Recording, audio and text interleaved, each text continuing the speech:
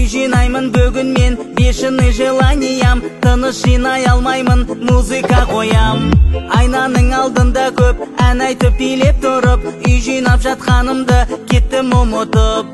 Киімдердің бәрін аударып, реттеп жатқанда, мектеп бітіргендегі көйлек жатыр полкамда. Киіп тұрсам қызығып, үй жинап жатқандығым кетті есіме түсіп.